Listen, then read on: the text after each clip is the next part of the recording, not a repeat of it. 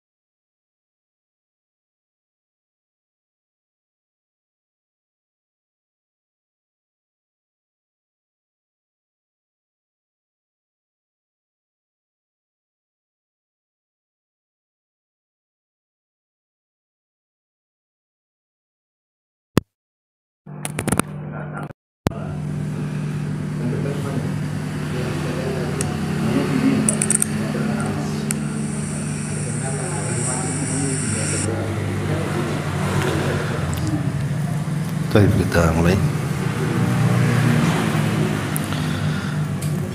Bismillahirrahmanirrahim. Assalamualaikum warahmatullahi wabarakatuh.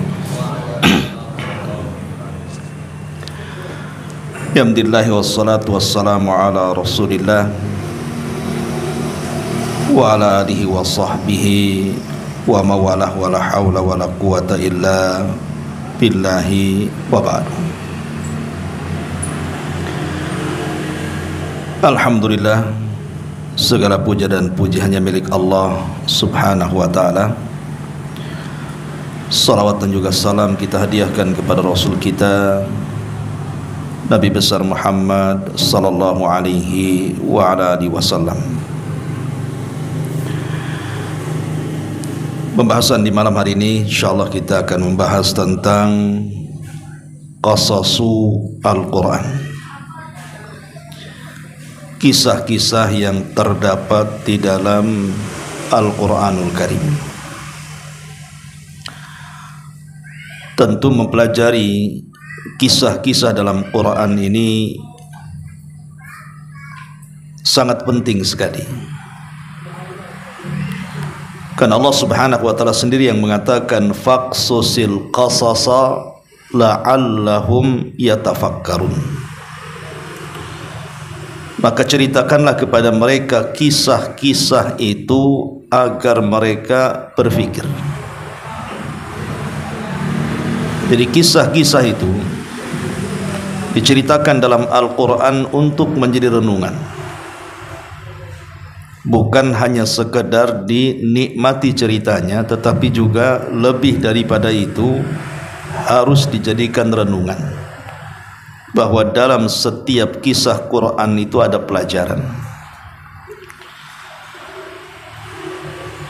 Makanya Nabi SAW ketika dalam kondisi terpuruk dakwahnya, maka Allah subhanahu wa ta'ala mengkisahkan para pendahulunya, bahwa apa yang dialami Nabi SAW juga dialami oleh para pendahulunya. Makanya Allah mengatakan dalam surah Hud ayat 120, wa kullan naqussu 'alaika min amba'ir rusuli ma nuthabbitu bihi fuadak. Dan semua kisah daripada rasul-rasul kami ceritakan kepadamu wahai Muhammad, agar kisah-kisah yang dengan kisah-kisah itu kami bisa meneguhkan hatimu. Jadi kalau seandainya kita sedang mengalami sesuatu dari ujian-ujian Allah subhanahu wa ta'ala kepada kita, maka lihatlah para pendahulu kita, sebagaimana Nabi juga disuruh melihat para pendahulunya. Bagaimana ujian yang Allah berikan kepada Nuh, kepada Ibrahim, kepada Musa dan seluruh para nabi. Maka sama juga dengan kita. Kalau seandainya kita diberikan ujian oleh Allah subhanahu wa ta'ala, maka lihatlah kisah-kisah para nabi. termasuk Nabi kita Muhammad sallallahu alaihi wasallam. Karena Allah mengatakan laqad kana fi qasasihim ibratun liulil albab. Sungguh pada kisah-kisah mereka itu terdapat pelajaran besar bagi orang-orang yang mau memiliki akal pikiran. Ma'asyiral muslimin wal muslimat rahimani wa rahimakumullah. Dari mana kita mulai kisah ini? Kita mulai kisah ini melihat urutan daripada Al-Quran, biar senang kita membahasnya. Jadi kita akan mengurut sesuai dengan urutan Quran. Memang tidak semua surat-surat dalam Al-Quran itu ada kisah-kisahnya, tapi kebanyakan besar Al-Quran itu setiap suratnya mesti ada kisah-kisah yang Allah kisahkan di dalamnya. Kita mulai dari surah Al-Baqarah. Ma'asyiral muslimin yang dimuliakan Allah Subhanahu wa taala. Di dalam surah Al-Baqarah, tepatnya di permulaan surat Al-Baqarah, Allah Subhanahu wa taala menceritakan kepada kita tentang kisah Nabi Allah Adam alaihi salatu wassalam. Itu di permulaannya. Mulai daripada surat ataupun surah Al-Baqarah ayat 31 sampai kepada 38. Itu cuplikan daripada kisah Nabi Allah Adam alaihi salatu wassalam.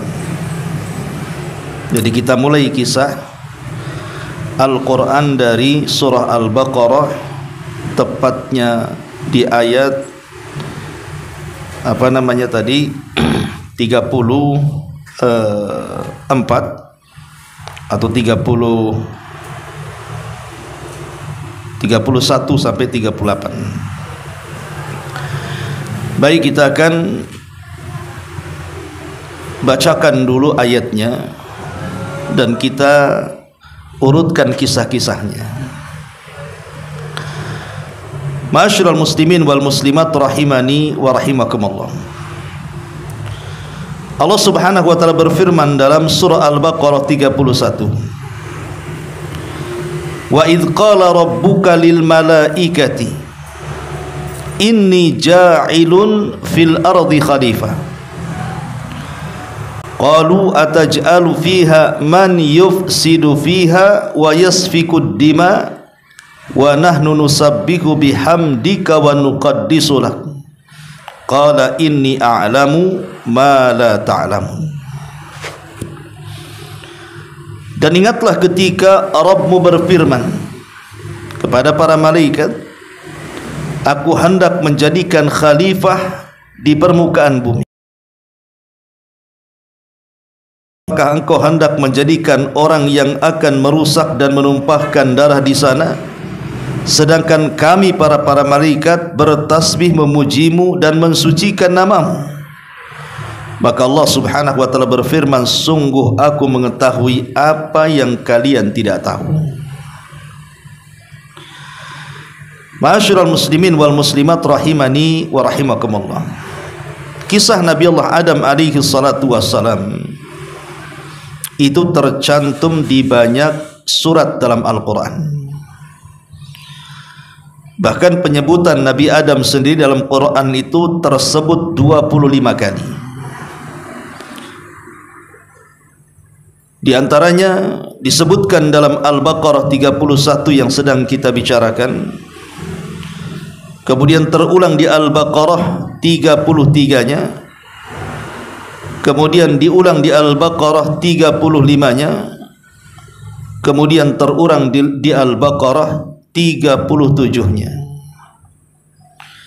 Kemudian surah Al-Imran ayat 33, Al-Imran ayat 59, Al-Maidah ayat 27, kemudian Al-A'raf ayat 26, kemudian Al-A'raf ayat 27, kemudian terulang di Al-A'raf ayat 31, Al-A'raf ayat 35, Al-A'raf ayat 172,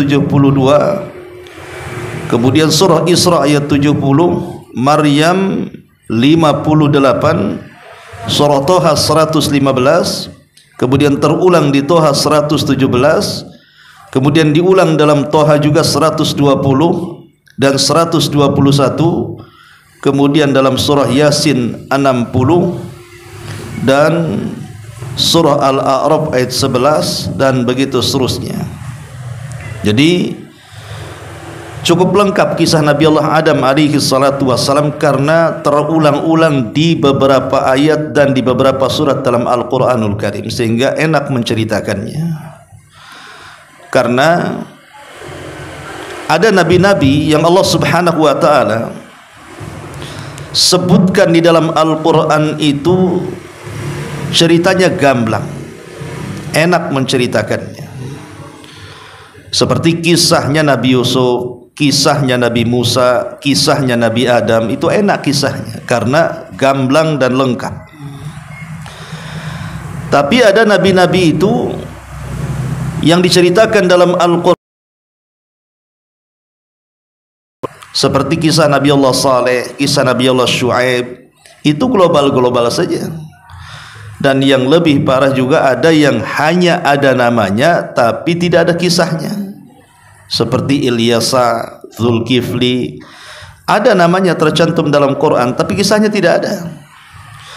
Makanya Allah subhanahu wa ta'ala mengatakan dalam surah An-Nisa ayat 164 dan 165, wa rusulan qad qasasnahum 'alaika min qablu wa rusulan lam naqsushum 'alaika wa kallamallahu Musa taklima rusulan mubasysyirin wa mundzirin li'alla yakuna lin-nasi 'alallahi hujjatun ba'dar rusul wa kana Allah azizan hakima.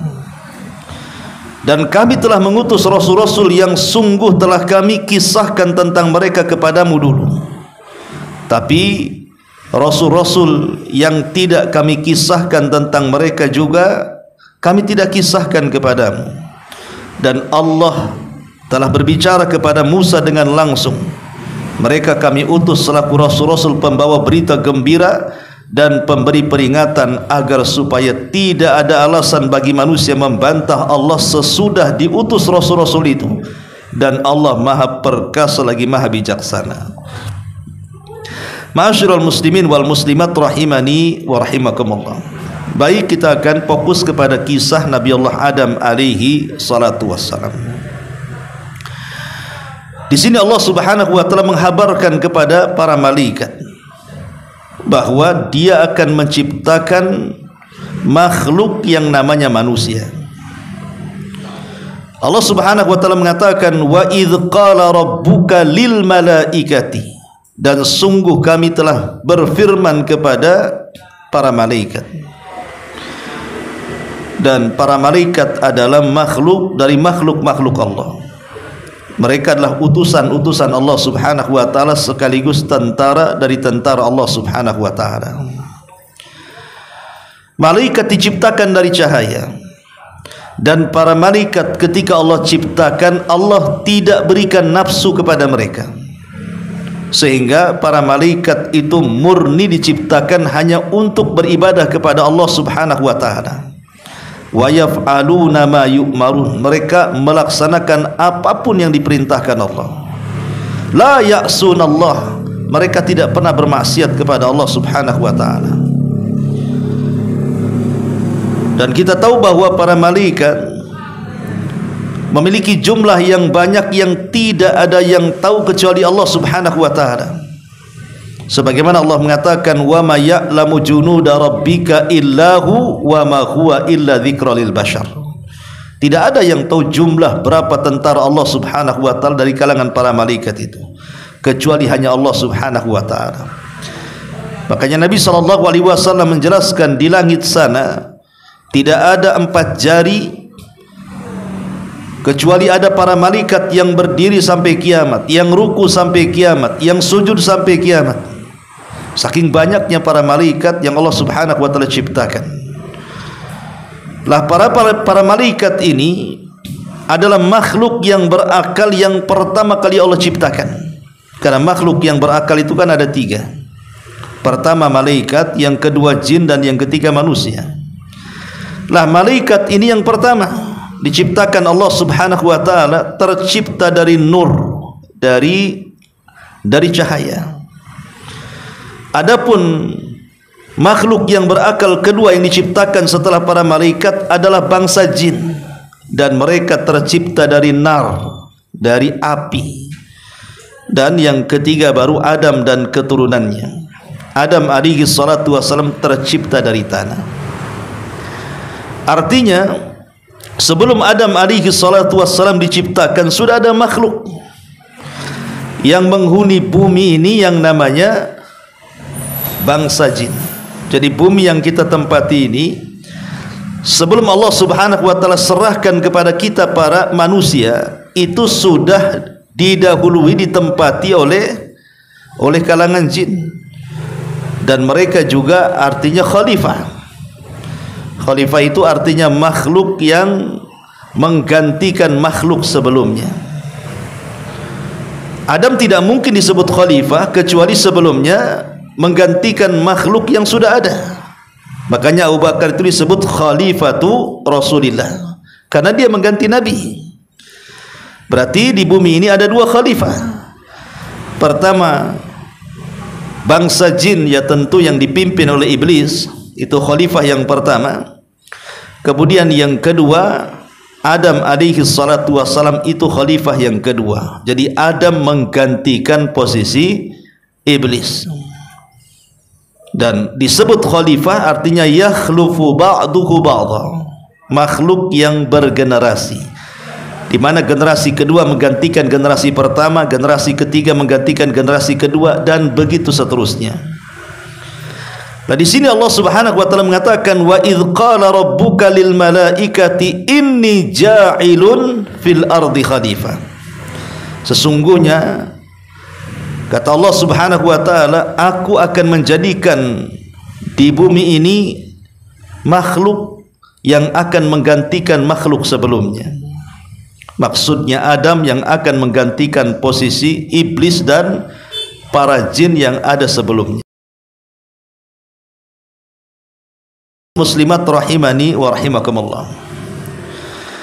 Ketika Allah Subhanahu wa taala mengatakan di hadapan para malaikat seperti itu, kemudian para malaikat mengatakan di hadapan Allah Subhanahu wa taala, memberikan tawaran. Jadi bukan membantah, tapi malaikat memberikan tawaran kepada Allah Subhanahu wa taala. Apa tawarannya?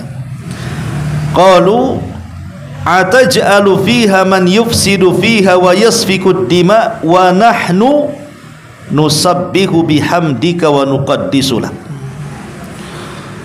Malaikat mengatakan, ya Rabb, apakah engkau hendak menjadikan orang yang akan merusak dan menumpahkan darah di sana? Kenapa malaikat bicara seperti itu? Karena sebelumnya bumi ini dipenuhi dengan bangsa jin yang suka merusak. Jadi jin-jin yang pertama kali memenuhi bumi ini, mereka saling berperang, saling membunuh, saling merusak, menumpahkan darah, membuat kerusakan dan kerusuhan.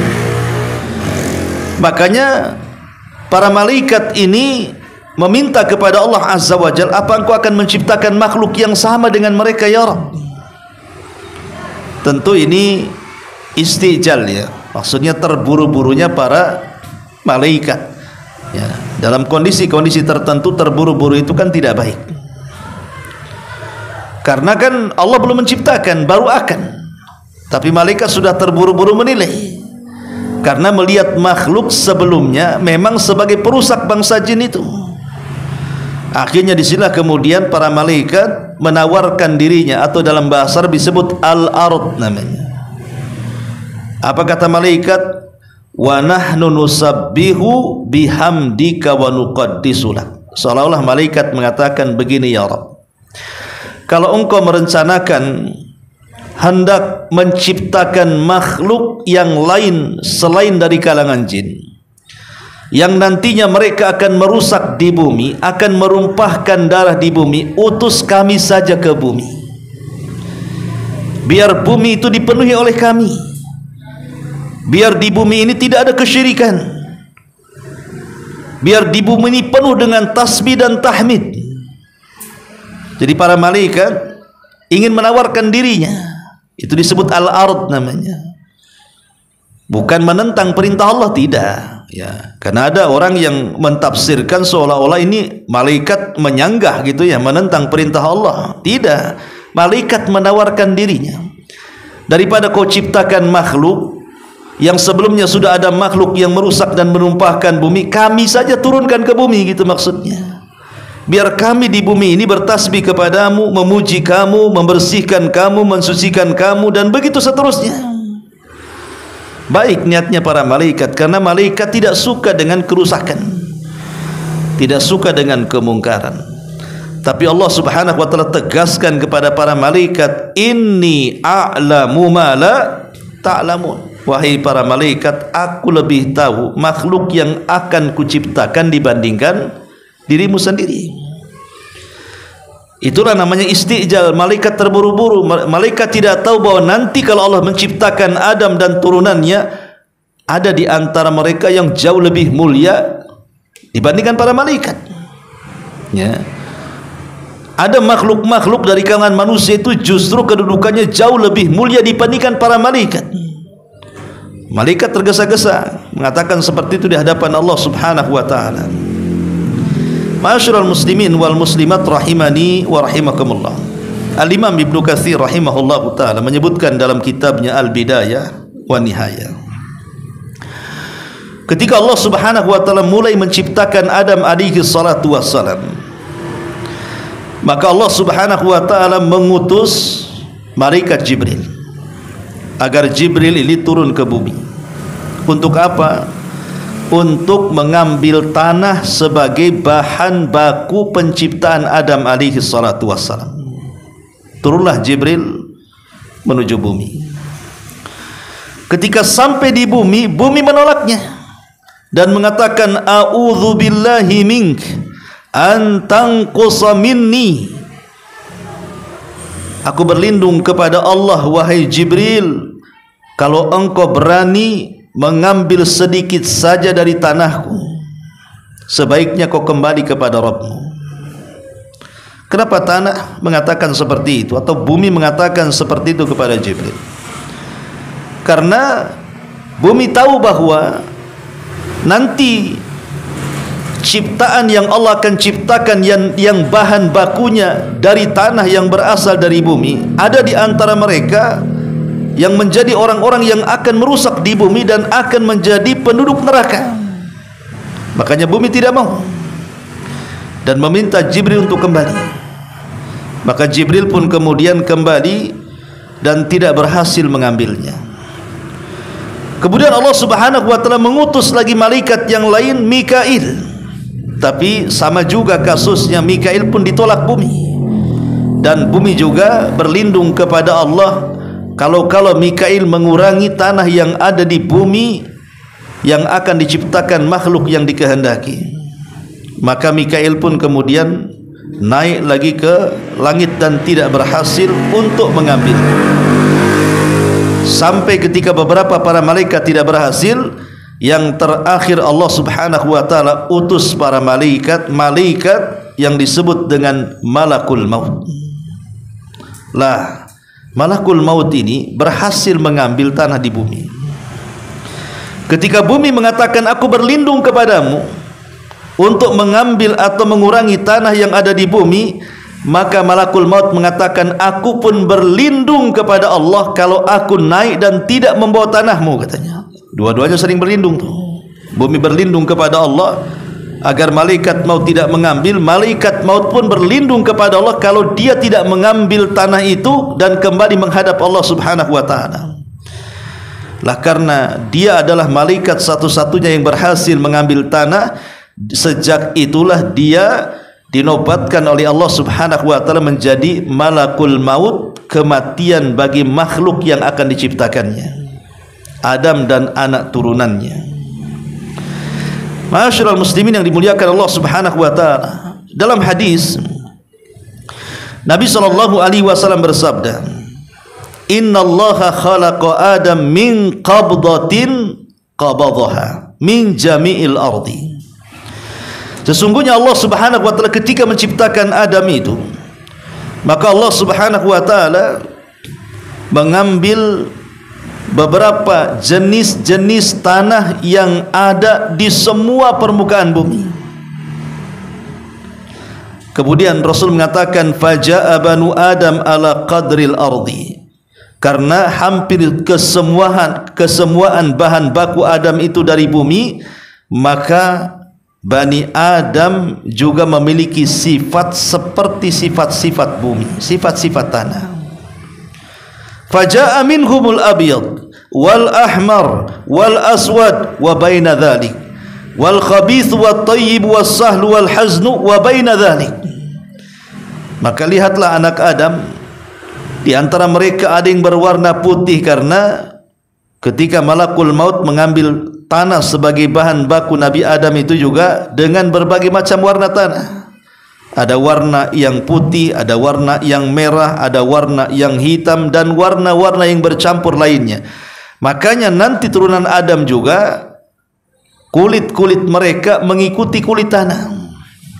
Jadi ada yang kemudian warnanya putih gitu ya.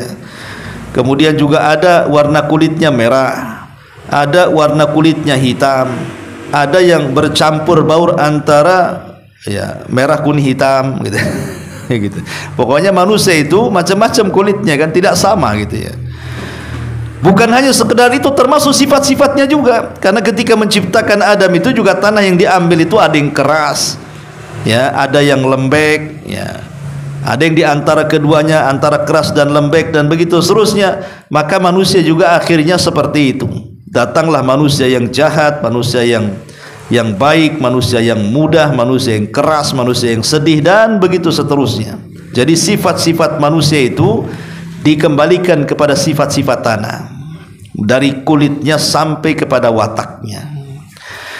Ma'asyiral muslimin yang dimuliakan Allah Subhanahu wa taala, intinya setelah Allah Subhanahu wa taala kemudian menciptakan Adam alaihi salatu wassalam di langit sana, maka iblis mendengar. Kita tahu bahwa kenapa iblis sampai di bumi, bersama para malaikat di langit sana. Jadi ketika bangsa jin yang ada di bumi itu, mereka menjadi makhluk yang merusak, menumpahkan darah, maka Allah Subhanahu wa taala mengutus para malaikat untuk mentertibkan mereka. Jadi malaikat diutus oleh Allah untuk mentertibkan mereka semuanya, sehingga ada para malaikat yang saat ditertibkan bangsa jin yang saat ditertibkan para malaikat yang melawan, maka mereka dipenjarakan di pulau-pulau yang kosong, di lautan, di sungai. Akhirnya kemudian mulailah bangsa jin mulai tertib. Sudah tidak ada lagi yang merusak, menumpahkan darah, setelah para malaikat diutus oleh Allah untuk menyerang mereka. Kemudian menculik salah satu pembesar dari mereka. Dibawalah salah satu pembesar mereka itu, dibawa ke alam para malaikat di atas langit sana. Itulah yang disebut dengan iblis. Orang-orang ahli kitab atau kisah-kisah Israiliyat menyebut namanya sebagai Azazil, tapi kita mengenal namanya sebagai iblis. Lah, karena pimpinannya kemudian diculik dan dibawa ke langit, kemudian hidup di tengah-tengah para malaikat, akhirnya sadar. Gimana hidup di alam malaikat? Akhirnya dia sadar dan mengikuti gaya malaikat akhirnya di langit sana, dan menjadi penguasa langit pertama. Si iblis ini akhirnya menjadi jin yang paling saleh karena dididik para malaikat di langit sana itu. Sehingga karena terbiasa bersama para malaikat, sehingga akhirnya ya dia seperti malaikat. beribadah kepada Allah Subhanahu wa taala sampai akhirnya dia pun dihadiahi untuk menjadi khazainul jannah, penjaga surga. Jadi akhirnya naik lagi dari penguasa langit pertama sampai ke langit ketujuh. Dimasukkan iblis ke dalam surga karena kesolehan. Itulah dia mendengar bahwa Allah Subhanahu wa taala akan menciptakan makhluk yang namanya Adam alaihi salatu wassalam. Mulailah watak aslinya keluar, watak aslinya keluar. Mulailah ada hasad dalam hatinya.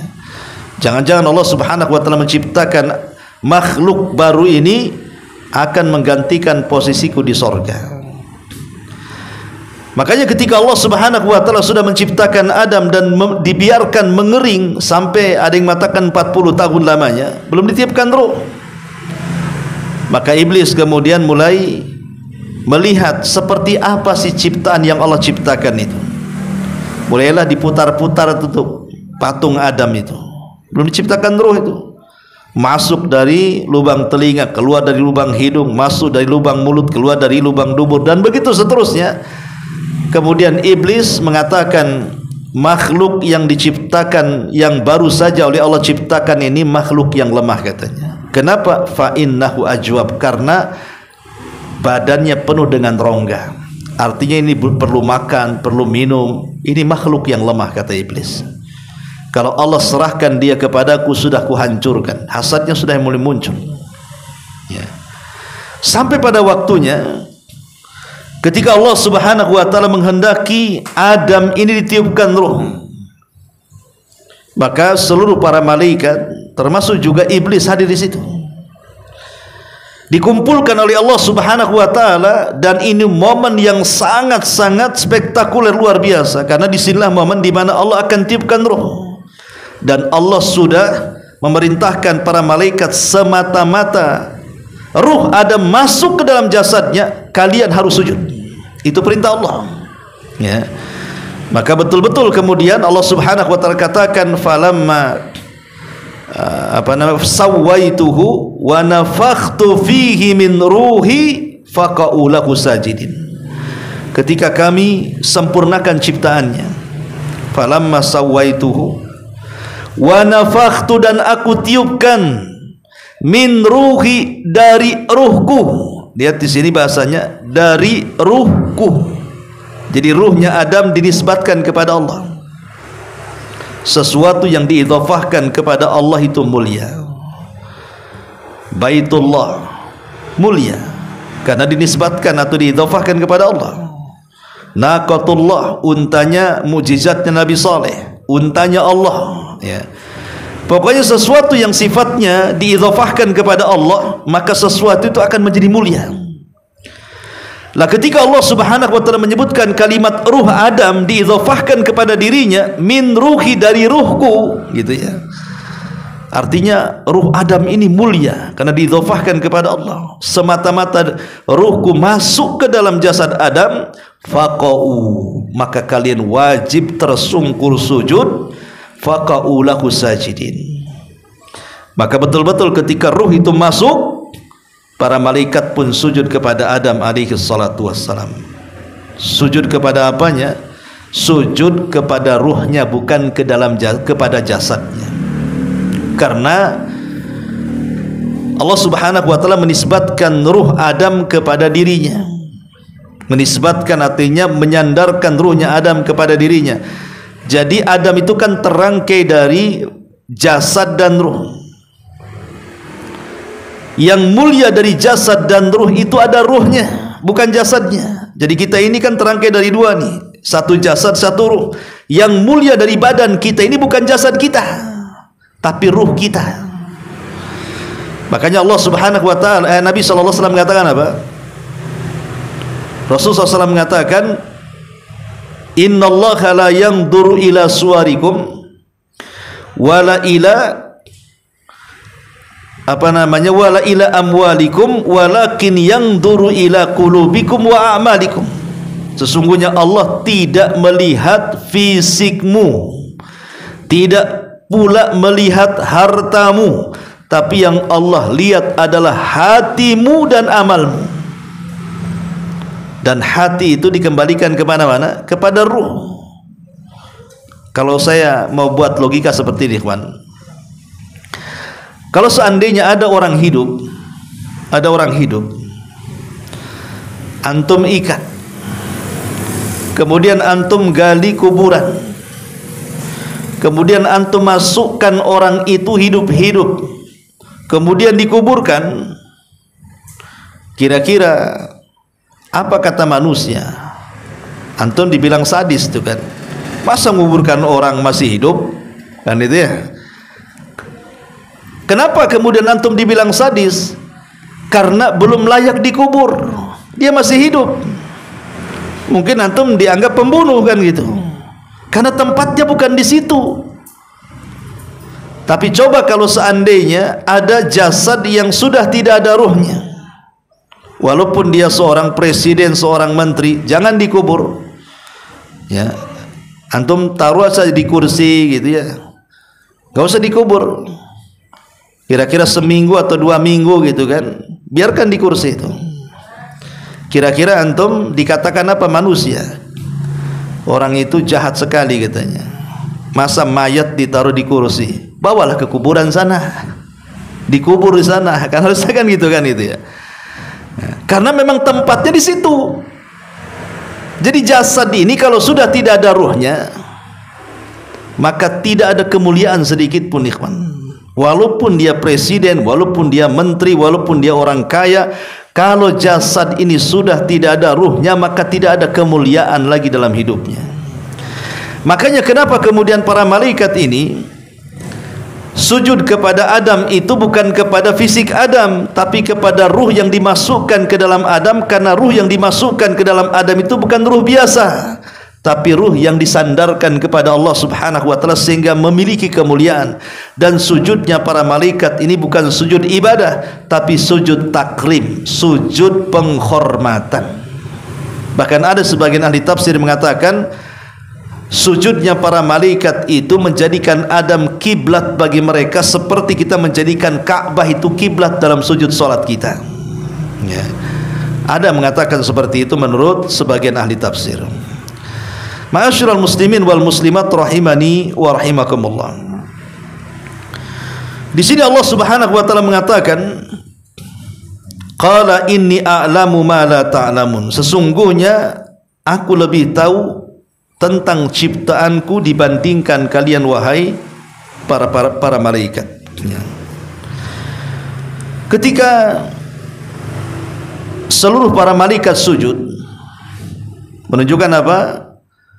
Kemuliaan Adam alaihi salatu wassalam jauh lebih mulia dibandingkan para malaikat. Sekarang malaikat tahu siapa makhluk yang diciptakan Allah. Karena dengan sujudnya para malaikat kepada Adam menunjukkan Adam lebih mulia dibandingkan para malaikat. Bukan Adam yang sujud kepada para malaikat, malaikat yang sujud kepada Adam, menunjukkan posisi Adam lebih mulia dibandingkan para malaikat, gitu maksudnya. Sekarang baru kau tahu, inilah ciptaanku, kata Allah Subhanahu wa ta'ala. Berbeda dengan para malaikat yang sami'na wa ata'na, dengan iblis yang hadir di tengah-tengah para malaikat. Iblis tidak mau, dia menolak sujud kepada Adam alaihi salatu wassalam. Bahkan dia mengkiaskan posisi dirinya dengan Adam alaihi salatu wassalam, seolah-olah dia lebih mulia dibandingkan Adam. Apa kias dia? Dia mengatakan, aku tercipta dari api, malaikat tercipta dari cahaya, Adam tercipta dari tanah. Di antara tanah dan api yang mendekati cahaya itu mana? Api, ya kan? Ini ada nih cahaya, api dan tanah. Kira-kira dari tanah dan api yang mendekati cahaya itu apa? Ya api lah, karena api itu kan mengeluarkan cahaya. Jadi si iblis ini seolah-olah dia lebih baik dibandingkan Adam karena kedekatan ciptaan dia dengan para malaikat. Malaikat tercipta dari cahaya, aku tercipta dari api. Api dengan cahaya kurang lebih saja katanya. Kalau tanah ini, ya gimana tanah? Tanah nggak mengeluarkan cahaya. Makanya dia mengatakan di hadapan Allah Subhanahu wa taala, khalaqtani min nari wa khalaqtahu min tin. Kau ciptakan aku dari api, berarti mendekati cahaya, sementara Adam kau ciptakan dari tanah. Maka kita katakan harusnya iblis tahu diri. Malaikat yang diciptakan dari cahaya saja mau sujud, kau pula yang diciptakan dari api tak mau sujud. Kan begitu logikanya kan? Kan dia mengatakan bahwa aku tercipta dari api, berarti mendekati cahaya. Adam ini tercipta dari tanah. Maka kita katakan, lo malaikat saya yang tercipta dari tanah dia sujud, kau pula yang tercipta dari api tak mau sujud.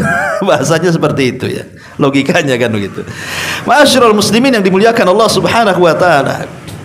Tapi yang jelas bahwa namanya cahaya tetaplah cahaya dan akan kembali ke cahaya. Dan yang namanya api tetaplah api dan akan kembali kepada api. Artinya karena iblis tercipta dari api dan akan kembali kepada api, maksudnya kembali ke neraka. Dia tercipta dari api, neraka dari api, maka api akan kembali ke api. Tapi Adam diciptakan di antara keduanya, di antara cahaya dan api, sehingga ada keturunan Adam itu yang seperti para malaikat, ada juga yang turunan Adam itu seperti iblis laknatullah alaih, karena dia tengah-tengah masalahnya ya. Baik, kita lanjutkan. Kemudian Allah Subhanahu wa taala mengatakan, wa 'allama Adamal asma'a kullaha thumma aradahum 'alal malaikati faqala anbi'uni bi asma'i haula'i in kuntum shadiqin. Dan dia, maksudnya Allah, mengajarkan kepada Adam nama-nama benda semuanya. Terjadi silang pendapat di antara ulama tafsir, apa yang diajarkan Allah dari nama-nama kepada Adam itu. Pendapat pertama bahwa yang dimaksud ilmu yang diajarkan kepada Adam dari nama-nama itu, maksudnya Allah memberitahu nama-nama yang sebelumnya tidak punya nama menjadi nama. Contoh dulu, gunung, lautan, pohon, batu, apapun yang ada di bumi belum ada namanya, ya bumi gitu saja. Tanah ya bagian daripada bumi, laut bagian daripada bumi, sungai, batu, bata dan begitu seterusnya. Baru Allah Subhanahu wa taala beri nama. Ini gunung, ini namanya gunung yang seperti ini namanya pohon, ini namanya lautan, ini namanya sungai. Pokoknya segala yang tidak ada nama langsung punya nama. Dan Adam diberitahu nama-nama itu. Dan para malaikat tidak diajarkan itu. Kalau Adam menunjuk gunung, ya dikatakan ini apa namanya, malaikat tidak tahu. Maka Adam mengatakan ini namanya gunung, gitu ya. Ini namanya pohon. Nah, itu namanya nama-nama. Kemudian diberitahu Allah kepada Adam alaihi salatu wasallam, sehingga Adam tahu nama-nama seluruh makhluk yang ada di alam semesta. Dan malaikat tidak tahu. Ini satu penafsiran. Penafsiran yang kedua, dan ini pendapat yang wallahu a'lam mungkin lebih akrab, ya lebih dekat kepada kisah, bahwa maksudnya Allah mengajarkan nama-nama itu maksudnya bahasa-bahasa yang akan diucapkan oleh seluruh keturunan Adam alaihi salatu wassalam. Jadi Allah mengajarkan semua bahasa yang akan diucapkan oleh turunan Adam. Jadi kalau seandainya Adam hidup di zaman sekarang, dia safar ke Inggris, maka dia bisa bahasa Inggris. Dia safar ke Korea, bisa bahasa Korea. Dia safar ke Indonesia, dia bisa pakai bahasa Indonesia. Dia safar ke Malaysia, dia bisa bahasa Melayu. Dia safar ke Jawa, dia ngomong Jawa. Safar ke Padang, ngomong bahasa Minang. Safar ke Flores, ngomong bahasa Alor. Safar ke mana lagi? Pokoknya semua bahasa daerah, semua bahasa bangsa-bangsa Adam tahu. Karena mereka adalah anak turunannya, dan itu tidak diajarkan kepada para malaikat. Ya, makanya di sini Allah mengatakan wa 'allamal asma'a kullaha. Maka Allah Subhanahu wa taala ajarkan kepada Adam nama-nama benda semuanya, maksudnya bahasa-bahasa yang akan diucapkan oleh kaumnya. Dari sini ikhwatu fiddin, bahwa mempelajari sebuah bahasa, kalau tujuannya untuk berdakwah, itu lebih baik daripada menghabiskan dengan hari-hari ibadah kepada Allah Subhanahu wa taala dalam ibadah sunnah. Jadi kalau seandainya antum belajar bahasa dengan solat malam, belajar bahasa dengan puasa sunnah Senin, Kamis, Daud dan yang semacamnya, maka mempelajari bahasa itu lebih afdal dibandingkan solat malam, dibandingkan puasa, dibandingkan baca Quran dan begitu seterusnya. Kalau tujuannya mempelajari bahasa itu untuk satu, mendakwahkan dakwah Islam, yang kedua, mengetahui makar-makar musuh. Karena di zaman Rasul, Ubay bin Ka'ab radhiyallahu an diperintahkan Nabi SAW untuk mempelajari bahasa Yahudi. Maka Ubay pun kemudian tinggal bersama orang Yahudi selama 9 sampai 10 hari. Karena kecerdasannya, dia sanggup untuk menguasai bahasa Yahudi yang diucapkan orang Yahudi. Sehingga Nabi SAW mengatakan, orang yang mengetahui bahasa orang maka dia akan aman dari makarnya. Orang yang mengetahui bahasa orang maka dia akan aman dari makarnya, karena tahu apa yang diucapkan kan. Makanya dalam Al-Quran itu Allah mengatakan, wala taqulu ra'ina wa qul unzurna. Jangan kalian katakan ra'ina, tapi katakanlah unzurna. Karena kalimat ra'in ini bahasa Yahudi yang isinya celaan. Ya, maksudnya lain, artinya lain gitu maksudnya, untuk mengejek. Makanya kalau ada orang-orang Yahudi mengejek Nabi SAW, menghina Islam, dan Ubay tahu, maka Ubay langsung menyampaikan kepada Nabi bahwa mereka ngomong begini, mereka ngomong begitu, jadi ketahuan. Mereka tidak bisa buat makar lagi. Ya, jadi mempelajari sebuah bahasa itu jauh lebih afdal. Karena bagaimanapun mempelajari bahasa itu bagian daripada ilmu, dan ilmu itu lebih mulia dibandingkan ibadah. Rasul mengatakan, fadlul alim alal abid ka fadlil qamari ala sairil kawakib. Keutamaan orang alim dengan orang ahli ibadah seperti keutamaan bulan di antara seluruh bintang-bintang yang ada. Ya, jadi menguasai bahasa orang, kalau tujuannya ya tadi untuk mengembangkan dakwah, kemudian juga supaya tahu makar-makar musuh, maka itu lebih baik daripada ibadah-ibadah sunnah. Ya. Ma'asyiral muslimin yang dimuliakan Allah Azza wa Jalla. Setelah kemudian Allah mengajarkan Adam bahasa macam-macam, maka Allah Subhanahu wa taala mengumpulkan para malaikat dan mengatakan, ambiuni bi asma'i haula'i in kuntum shadiqin. Allah mengatakan, sebutkanlah wahai para malaikat kepadaku nama-nama semua benda ini jika kalian benar. Maka malaikat baru di sini menyatakan kelemahannya di hadapan Adam dan mengatakan, qalu subhanaka la ilma lana illa ma 'allamtana innaka antal alimul hakim.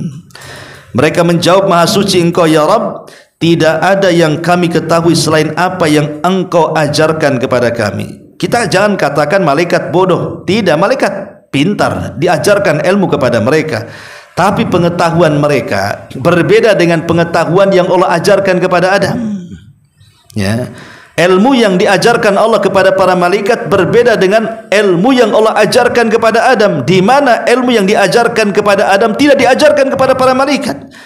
Dan di sini ada faedah kalimat apa namanya? La ilma lana illa ma 'allamtana.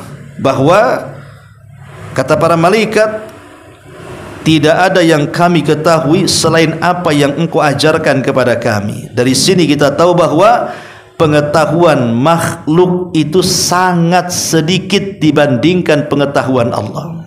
Karena ilmu yang diajarkan Allah kepada kita ini itu tidak banyak, sementara ilmu yang belum diajarkan kepada kita jauh lebih banyak. Sehingga Allah katakan, wa ma utitu minal ilmi illa qalila. Bahwa tidaklah Allah Subhanahu wa taala memberikan ilmu kepada makhluknya kecuali sedikit. Dan di sini juga ada faedah penting ikhwan, di mana tidak ada yang bisa memuliakan ahlul fadl, orang yang punya keutamaan, illa ahlal fadli, kecuali yang memiliki keutamaan juga. Ustadz dimuliakan oleh sesama ustadz, maksudnya begitu. Ya, orang yang berilmu akan dimuliakan oleh sama-sama orang yang berilmu. Tetapi kalau satunya berilmu, satunya tidak berilmu, rata-rata mereka karena tidak paham keutamaan, banyak di antara orang-orang yang tidak berilmu meremehkan orang-orang yang berilmu. Malaikat ini tahu keutamaan Adam. Malaikat orang makhluk yang mulia di hadapan Allah. Mereka tidak pernah bermaksiat kepada Allah Azza wa Jalla. Dan Adam juga seorang nabi yang diajarkan banyak ilmu. Dia ulama. Malaikat yang mulia memuliakan Adam yang mulia. Makanya di sini ada kaidah bahwa biasanya orang yang memuliakan orang mulia itu karena dia mulia. Dan itu kenyataan kan, di tengah-tengah kita aja kenyataan. Ada kasus dengan ustadz sedikit kan gitu, habislah ustadznya. Dia nggak lihat ilmunya kan, lihat kesalahannya. Nah, kan begitu. Akhirnya merasa ustadz juga dia. Padahal ilmunya tidak sebanding juga dengan ustadz itu. Tapi hanya gara-gara gesekan-gesekan sedikit, akhirnya tidak suka dengan ustadz, punya kelompok sendiri. Nggak ada ustadznya, mereka menjadi ustadz sendiri. Kan gitu. Itulah namanya apa? Karena tidak punya kemuliaan sehingga tidak bisa memuliakan orang mulia. Nah, di sini kaidahnya, ini penting. Dan ini harus dipahami oleh para talabatul ilmi masalahnya. Ya. Taib. Ma'asyiral muslimin wal muslimat rahimani wa rahimakumullah. Kemudian Allah Subhanahu wa taala mengatakan, qala ya Adam anbi'hum bi asma'ihim. Wahai Adam, beritahu kepada mereka para malaikat nama-nama yang sudah kuajarkan itu. Falamma anba'akum bi asma'ihim, ketika Adam kemudian memberitahu kepada mereka dengan nama-nama yang Allah ajarkan itu, qala alam aqul lakum inni a'lamu ghaibas samawati wal ard wa a'lamu ma tubduna wa ma kuntum taktumun. Maka Allah katakan di hadapan para malaikat, bukankah telah aku katakan kepada kalian bahwa aku mengetahui rahasia langit dan bumi, dan aku mengetahui apa yang kamu nyatakan dan apa yang kamu sembunyikan. Kan pada awalnya malaikat mengatakan apa? Sudahlah, tidak perlu menciptakan makhluk itu, turunkan saja kami ke bumi, biar kami yang akan bertasbih di bumi. Ya. Dan ini ada dalil kalimat wa nahnu nusabbihu bihamdik. Ini ada dalil pentingnya. Ketika malaikat mengatakan dan kami bertasbih kepadamu, di sini ada dalil bahwa manusia itu akan melakukan kesyirikan. Kalimat para malaikat mengatakan di hadapan Allah wa nahnu nusabbihu bihamdik, bahwa kami akan bertasbih kepadamu. Di sini kalimat ini bahwa sebagai dalil manusia itu akan melakukan kesyirikan. Kenapa demikian? Karena lawan daripada tasbih itu adalah mengotori. Tasbih itu kan membersihkan. Kita membersihkan Allah. Membersihkan Allah dari apa? Dari segala jenis tandingan-tandingan. Membersihkan Allah dari segala jenis kekurangan-kekurangan. Maka ketika ada orang yang mengatakan Allahu salisu salasa, Allah itu satu di antara tiga, maka kita katakan tidak. Subhanallah kan itu. Allah itu maha suci dari itu semua. Makanya Allah Subhanahu wa taala mengatakan apa? Subhana amma yusyrikun. Subhanaka amma yusyrikun. Maha suci engkau ya Rabb terhadap apa yang mereka sekutukan. Ya. Jadi si dalil bahwa ketika malaikat bertasbih kepada Allah menunjukkan bahwa bangsa manusia itu akan melakukan kesyirikan di situ. Tapi Allah katakan inni a'lamu ma la ta'lamun. Aku lebih tahu dibandingkan engkau. Buktinya setelah diciptakan Adam dan anak turunannya, justru sebagian mereka ada yang lebih mulia jauh di atas para malaikat. Walaupun ada juga yang kemudian jatuh ke bumi dan lebih buruk dibandingkan iblis, bahkan dibandingkan binatang ternak sekalipun. Kemudian Allah mengatakan, wa idh qulna lil malaikati isjudu li Adam fasajadu illa iblis aba wastakbara wa kana minal kafirin. Dan ingatlah ketika kami berkata kepada para malaikat, sujudlah kalian kepada Adam, maka mereka sujud kecuali iblis.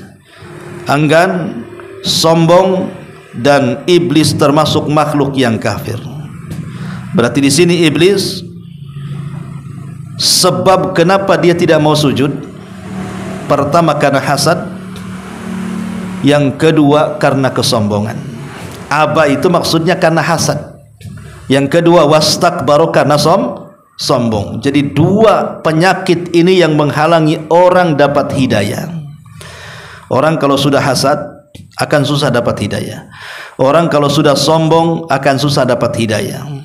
Seperti iblis, ya. Bayangkan iblis itu hidup di hadapan Allah dan di tengah-tengah para malaikat. Tapi kenapa dia bisa hasad dan juga sombong? Itulah karakter asli dari kalangan jin.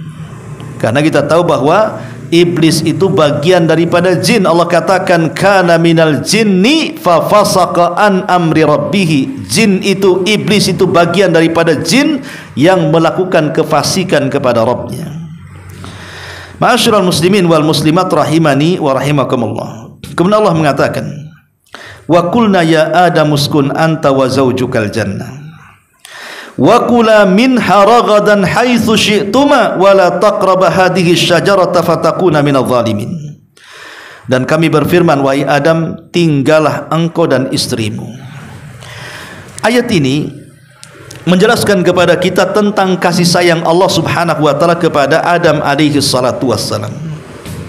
Karena tahu bahwa seindah-indahnya sorga, yang kenikmatannya tidak bisa dipandang mata, tidak pernah didengar telinga, terlintas di otak manusia pun tak bisa saking indahnya. Tapi kalau Adam hidup sendirian di sorga itu, maka Adam akan hidup dengan perasaan yang penuh dengan ketakutan. Tidak akan merasakan keindahan.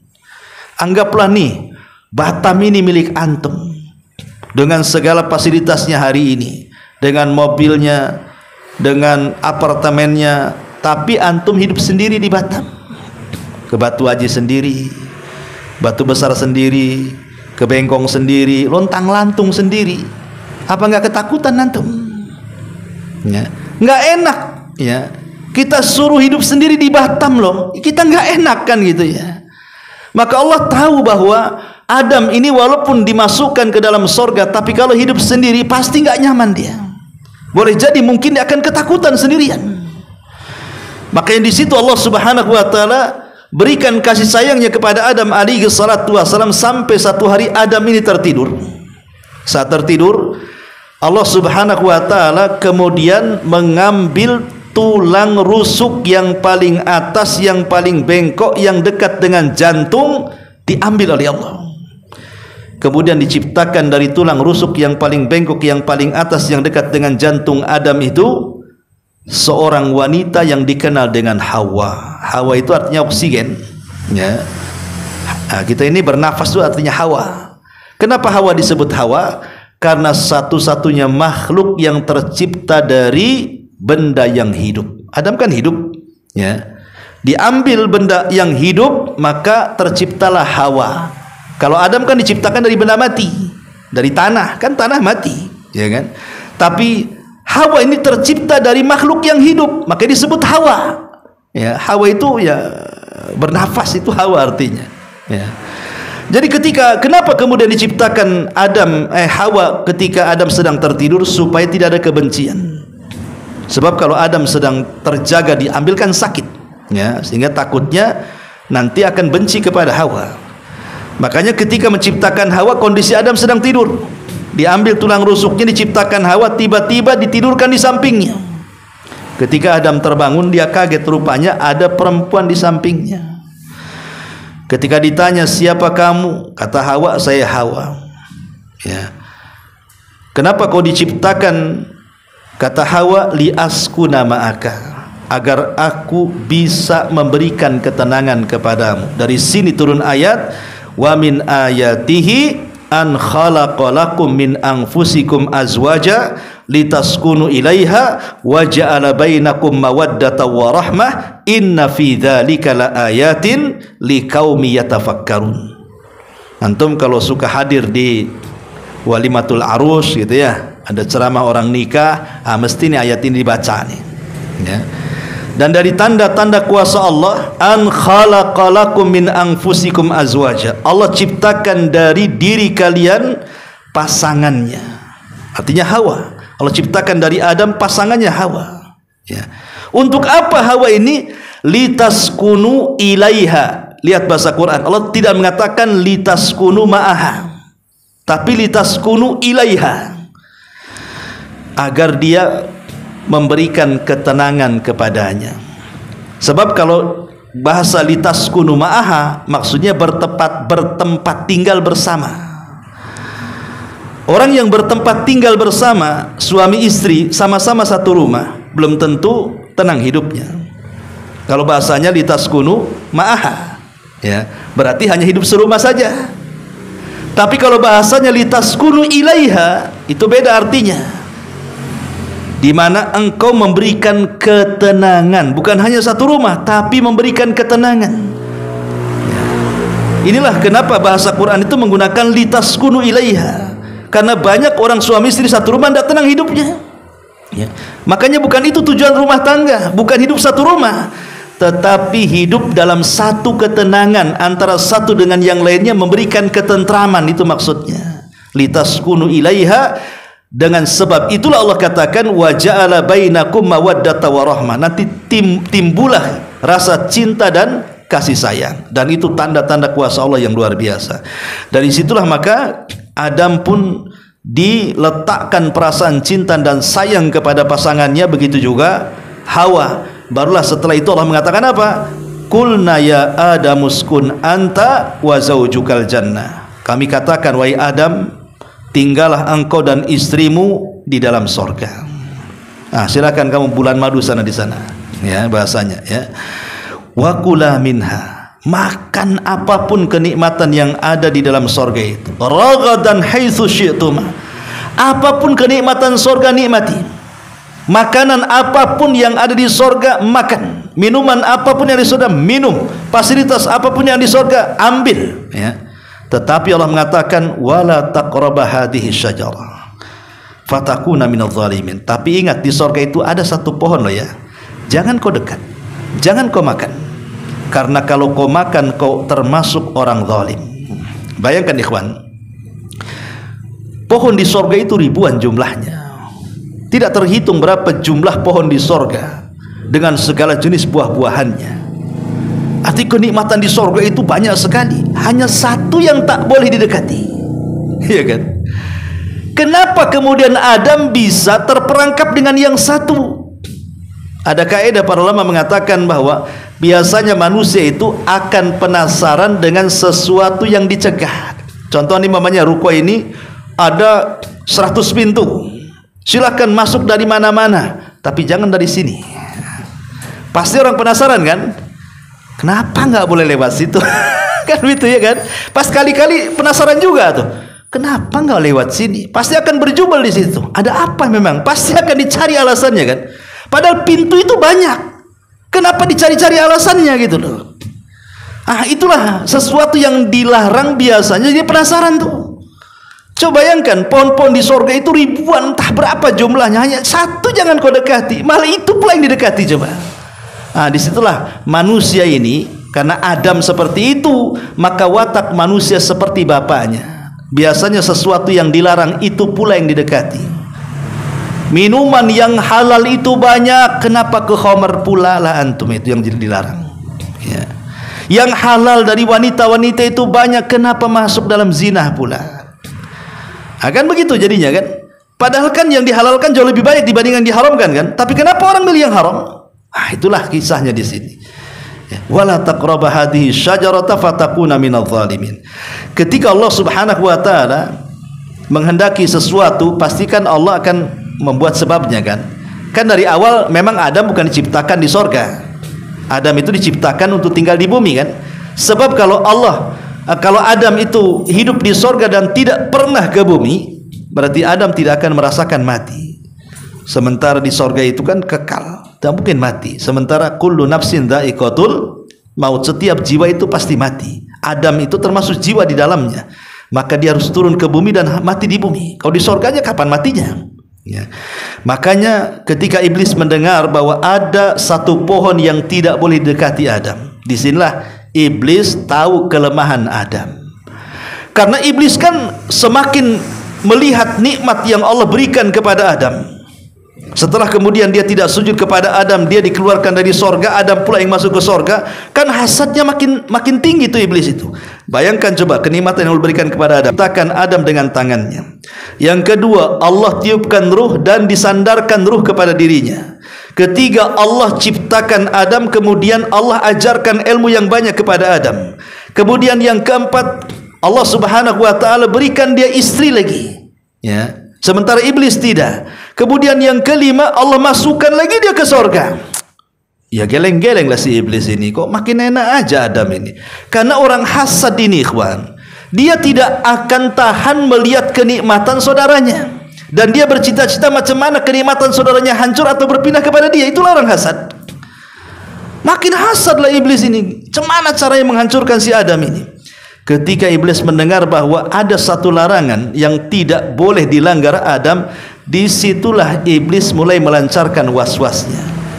Makanya di sini Allah mengatakan, ya, fa azallahuma syaitanu anha fa akhrajahuma mimma kana fi.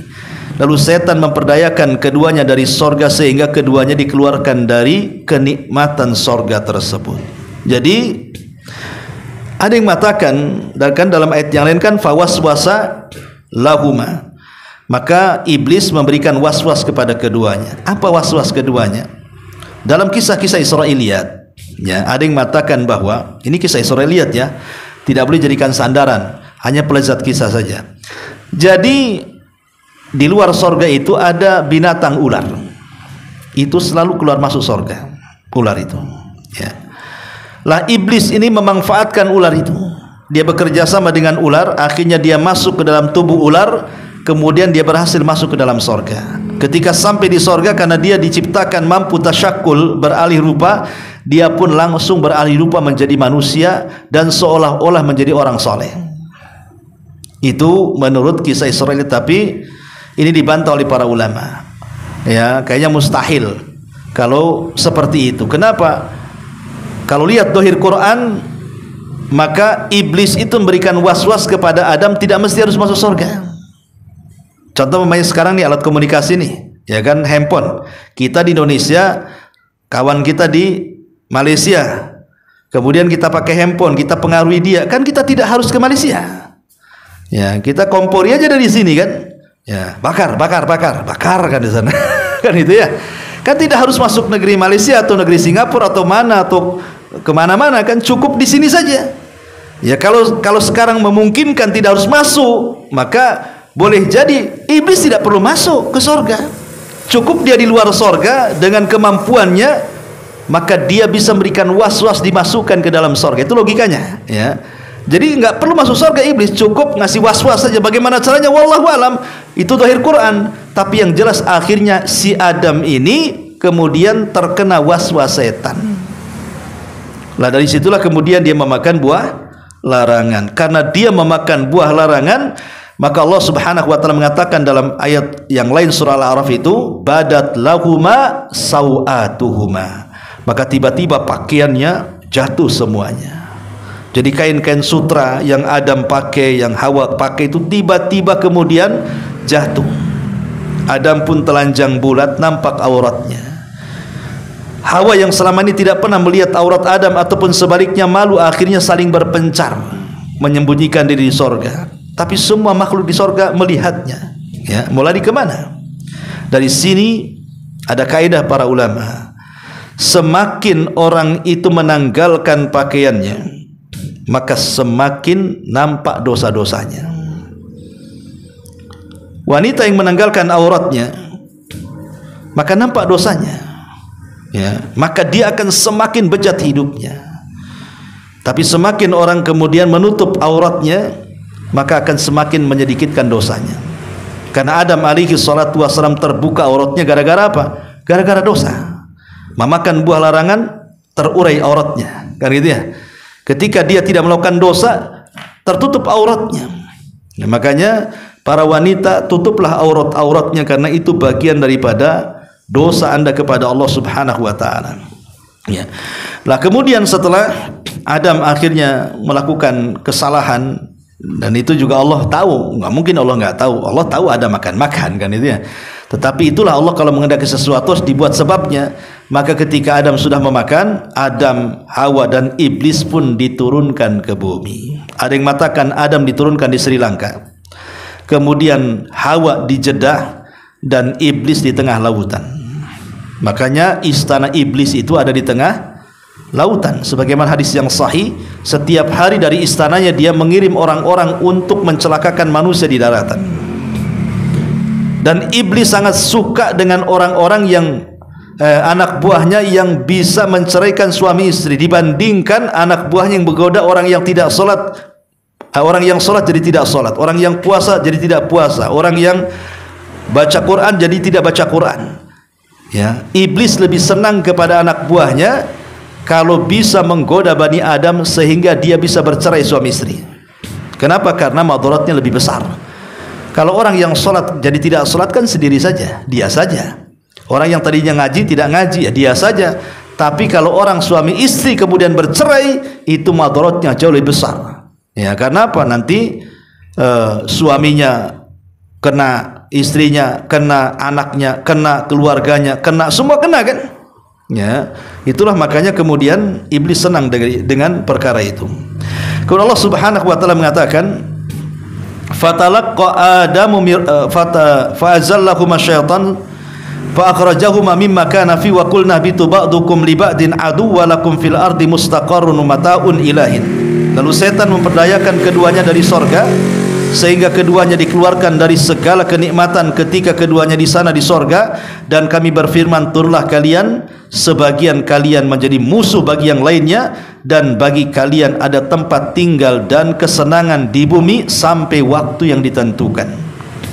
Kemudian setelah Adam alaihi salatu wassalam di bumi, diturunkan di Sri Lanka, ya.